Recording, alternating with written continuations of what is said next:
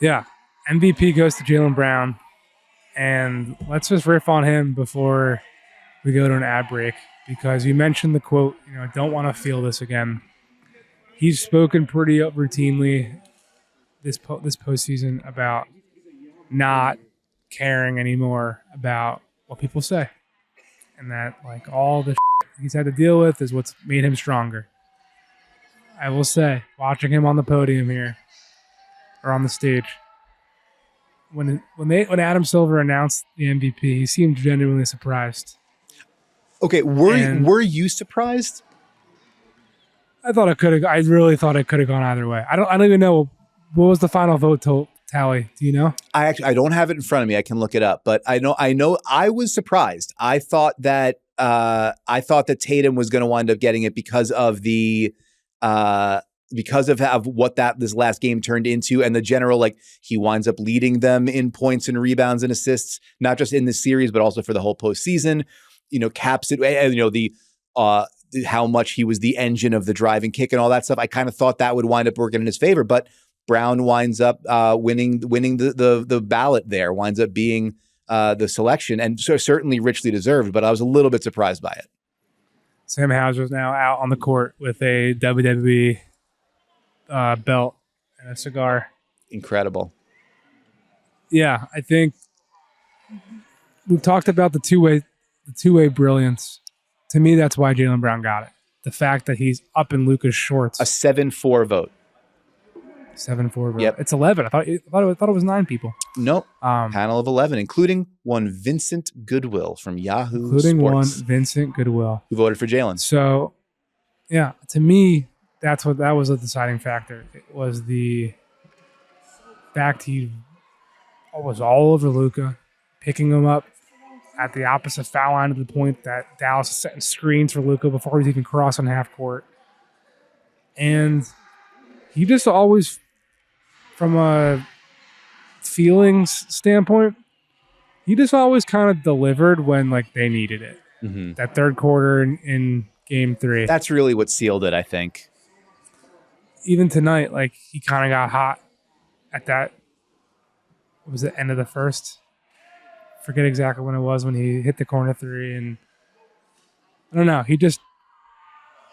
He felt like the dude that was leading the charge from a physical, battle imagery, if you want to use that.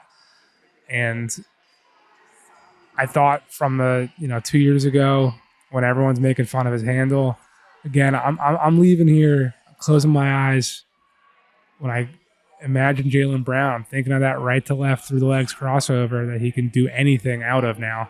Mm-hmm. Pull up, explode past you.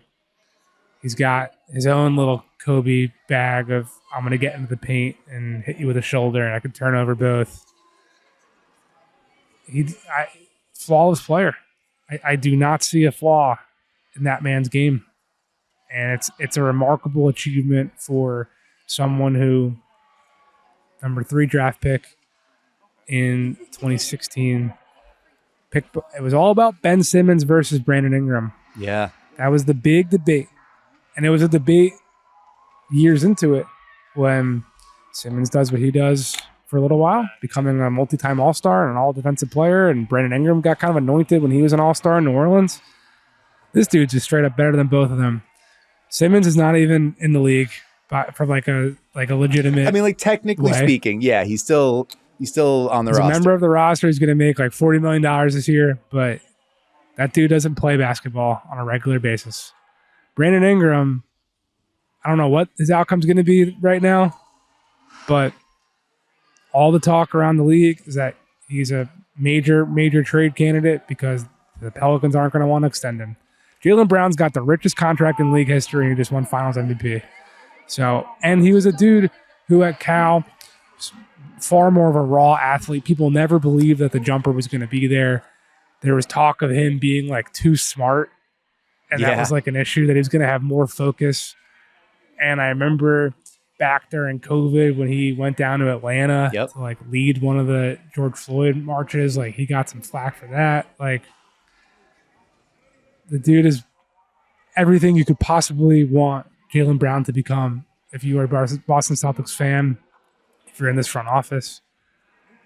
And I think he like really deserved that. I mean, Tatum, it felt like some shedding of demons, like we said, with him getting to the rim and all the, I mean, we'll talk about these two guys together after the break, but Brown, I feel like he has had more of like a coda to his career at this point. Tatum, it kind of feels like he just like finally got there. I think from like a maturation standpoint, Tatum was always kind of like expected to be this. I think Jaylen's had more of an uphill, like an underdog climb and scrap to become this version of himself. Yeah, I can't claim to have much information about the grassroots process, but I did see somebody say like, yeah, it's just really inspiring to see a 5-star who went to Duke and was picked 3rd overall finally break through and beat the odds to get to this place. But yeah, I mean, Jaylen Brown, it just also like you think about